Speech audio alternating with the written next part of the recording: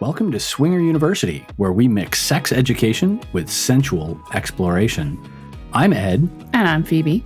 Join us as we guide you through the sexy world of open relationships with an intellectual twist. We discuss everything from sexual health to communication and emotional dynamics. To add in some sexy, we sprinkle in our own personal experiences and insights to help you navigate this exciting lifestyle. If you're curious about exploring your sexuality, you're in an open relationship, or just love all things sexy, this is the podcast for you. So sharpen your pencils and join us for this thrilling journey of knowledge and pleasure. If you're watching us on YouTube, don't forget to smash the like, share, and subscribe buttons, and hit the bell icon so you never miss out on our latest steamy episodes. We love getting questions from our audience, so if you want to know more about something, let us know by calling us and leaving us a voicemail or contacting us through our website at swingeruniversity.com. Today's question is 2 parts. Where did the word cunt come from? And what happened to all the pubic hair in the world? We'll be exploring these 2 intriguing topics and why the heck cunt is so controversial, as well as why women feel the need to look like children down there. So get ready for a deep dive as we shed some light on the history and cultural significance. And if you're craving even more insider information, make sure to check out the full podcast for all the extra juicy details about today's topic. If you're a fan of our content, please consider supporting us on Patreon. As a patron, you'll get access to exclusive content that's even hotter than what we share on our show or in the full podcast. So come on in and join our naughty little community. We promise you won't regret it. Speaking of patrons, we have a new subscriber, Brittany. Thank you, Brittany, for your support. All right. This is a very sensitive word in our culture, the word cunt. And honestly, I'm surprised how well I've moved past how sensitive I used to be about that word. I couldn't even say this word before. I did notice that you flinched a little bit at the beginning when you were reading the intro. It was mostly flinching for our listeners because I know me saying that is already triggering people. Exactly. I know. So I'm trying to be sensitive, but I need to say the word. Yeah, it's hard to talk about a thing unless you can talk about the thing. Right. Yes. So we're going to talk about how the language evolved around that, the slang meanings, the connotation, and how that word has undergone the significant evolution. And then we're going to touch on pubic hair, having it versus shaving it, and how that changed over time, the beliefs and the biases. Yeah, so we're going to be dealing with everything down under today. Yes, which is why we had this little mashup, if you will. All right, the evolution of cunt. Well, in Egyptian times, the 25th century BC, unt, was a form of respect.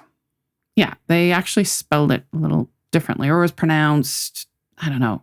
It was spelled differently. It was spelled with the K, not the C.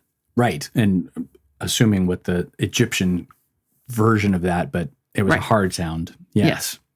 And then in medieval times, cunt was not considered offensive at all. Interesting. Right? And then it changed again, kind of like fashion, right? Or kind of like eggs. Right. Or wine. Eggs are in. Have one every day. No, don't have one every day. Cholesterol. Wine is bad. No, now you can have that every day. In fact, have 2. I think that may have just been a COVID thing. Oh, yeah, that was. So the rise of Puritanism in the early modern period changed the connotation of the word again. And today, it's back to being one of the most offensive words in the English language. Yeah, you pretty much can't say that word. It's even worse than the word bitch. Yes. which It is funny because we were just at a comedy show this last week, and those of you who follow us on social media saw some posts about that. We were at the Joe Coy show, and he used that word affectionately. Yes. He said affectionately repeatedly throughout the show. And it was more of like just a slang term. The C word cunt isn't so slang here. It cannot really be used any other way other than that one way. But you're right. Bitch can be used affectionately or, as a get over here, bitch. Right. Right. Right. Just angry and calling someone a bitch. Right. So cunt actually used to be it meant vulva. So how did it become so offensive? And linguists still today don't really know. Cultural anthropologists still don't really know. And in England, cunt is a strong word, but it's not deeply offensive like it is here. So just like we were talking about, here it's basically it's a one way. Offensive, that's it. You can't say it at all, but they throw it around a lot in England, and it's actually kind of a pretty common term, and it's not particularly offensive. It's just a word. Yeah, and they do use it like bitch. You're like, oh, you old cunt, right? Yeah, and guys will talk to each other and call each other cunts. Yeah. Yeah. So, but here, not so much. And there was really a lot of conversations that just stop when you hear that word, the conversation stops. Right.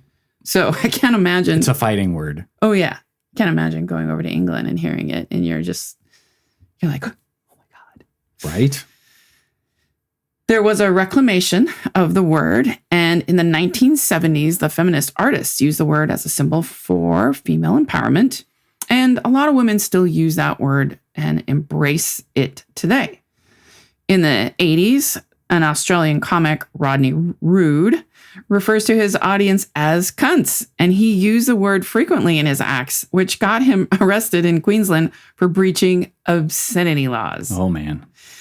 And in 1990, Madonna used the phrase, I am the cunt of Western civilization.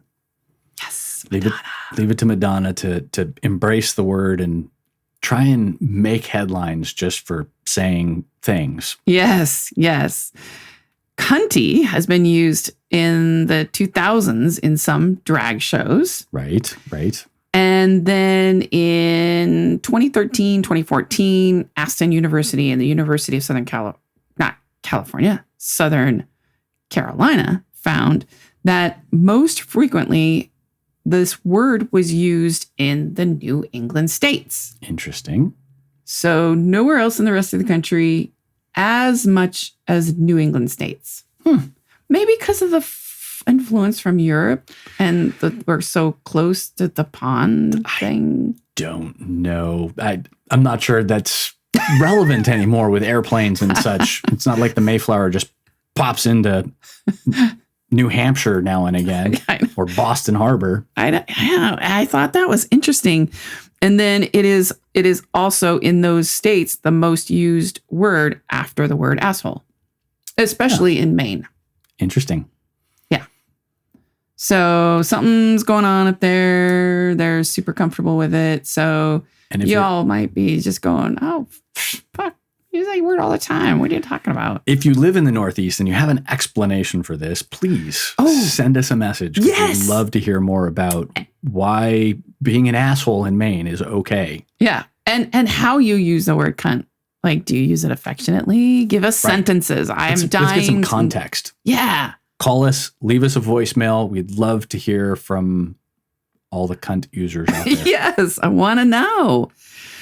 So I think it was in 2018, a Canadian comedian, Samantha Bee, had to apologize to Ivanka Trump after calling her a cunt on an American late night TV show. Oh, boy. And I never knew that. That's pretty funny. Yeah. Yeah. She got in so much bad press that she had to issue an apology. That's happened to comedians before, but I didn't know this one. Yes, but not usually for a word, but that's interesting. Right. That's how offensive it is. It ranks right up there with defamation. Yes. So now we are to the evolution of body hair. Yeah. We've gone through fashionable health phases with pubic hair. Yes. And, for men and for women. yeah. And in ancient Egypt, body hair was considered uncivilized and unhygienic. And I like to think it was just because they had a lot of lice, because they lived in this sandy, arid possible. region. Now, I think what I'm most concerned with is, what were they shaving with in Egyptian times? It had to have been bronze blades of some sort. So talk about trying to get a close shave. Can you imagine trimming? I can't imagine trimming or shaving my parts with a blade down there. Right. And when my razor gets a little dull, which is usually after 3 uses, it's not comfortable. And that's just on the top part. Right. We're not even talking the down below. We're not even talking in between. Right. So, yeah, I have no idea what they used. But if you happen to know, let us know. If you're an archaeologist and you studied the shaving of pubes in ancient Egypt, please let us know. And in ancient Greece, women were completely hairless, while men grew their body hair as a sign of masculinity. All right. In the Middle Ages, shaving pubic hair was associated with prostitution. Oh, all right. So here we are. We're going from it's super hip to, oh no. Only the dirty girls do it. Only the dirty girls do it. And all that shame that, was around that. Then in the Renaissance, a full bush was considered sexy. So this is kind of like chunky heels, skinny heels, chunky heels, skinny heels. Boyfriend jeans, bell bottoms. Yeah. It's awesome. Like I said, it changes. We're not, society changes what's in, what's hip, what's not, right? So then body hair removal was starting to be viewed as a symbol of class, purity, masculinity, and femininity. And in 1946, when they introduced the bikini, public trimming of your hair, that would have been sexy. Oh, I don't know if it would have been sexy, but it would have been sexy to see somebody naked in public. But you can go to nude beaches back then, yeah. No, I was thinking of the place in France, South France. What's it? I don't know when that spun up. When Cap Dag became a thing. Yeah, I wonder how long they've been a naked town. That's a whole other episode. Oh, yeah.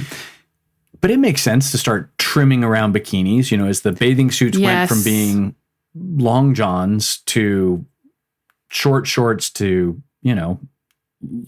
it does look a little weird to have the hair kind of peeking out around the side. Yeah. Exactly. And I distinctly remember when I started wearing a bikini that, and I was getting pubic hair and I had pubic hair, that it did. The little hairs would floof out around the sides of the bikini and it didn't look good. So you'd try to push them in and comb to the middle. And they just wiggle themselves out, right? Because the bikini moves, you move. So I would start trimming, with the scissors, but I wasn't into shaving yet because I didn't have a razor. I couldn't ask mom for a razor. Right. Although I had a leg razor, I could have done that. But at some Didn't point, think of it at the time. At some point, I did start shaving the sides of the leg a little more in past that line where, the bikini was. That's how it all starts. And that's where it started. And then in the 1950s, Playboy magazine was showing clean-shaven women. And it became the benchmark for that ideal look. Thanks to Playboy. Trimming the Shrubbery. Trimming the shrubbery. And then in the 1980s, the Brazilian wax became very, very popular. Yeah. Ouch. And we've never turned back. Yeah. Now it's interesting because we'll have partners occasionally that have pubic hair, and it's fairly Rare. unusual Yeah. in the lifestyle. I actually kind of like it because it's a little bit of a throwback. I remember back when there was pubic hair, and it's a nice surprise when you get a little bit. I mean, it's not full on like 70s shrubbery. Right. It was trimmed. It was trimmed into a little landing strip or something like that. Yeah. Or they have all full hair. It's just very short. Right. Now, mine was curlier when it was longer, but if I trimmed it, it got stick straight, which looked really weird. Right. So when this whole trimming, shaving, Brazilian wax thing came around, I just started shaving because when I Just keep it landscaped, it just looked dumb. And when they're straight, they become more pokey. Yeah. And then itchy. And now all of a sudden I'm itching my crotch, which makes it look like I have crabs. And who wants to Yeah, that's not sexy. advertise that That's not you've sexy at all. got something that you don't have? So, if you'd like to hear more about Phoebe and my personal experiences, you can head to our podcast for the full episode. So at YouTube, we're gonna cut off the dirty details, but you can hear all of the rest of the stories on the full episode of the podcast. There you go. So, in conclusion of all of this, the evolution of language and cultural attitudes towards sex and the body, they're very deeply intertwined. And examining the history of words and practices helps us understand our own cultural attitudes. You won't want to miss our next episode where we discuss why Ed decided to skewer his penis with a stainless steel rod. Thanks for joining us on Swinger University, where we mix pleasure with knowledge. Until next time, keep exploring, keep discovering, and keep swinging.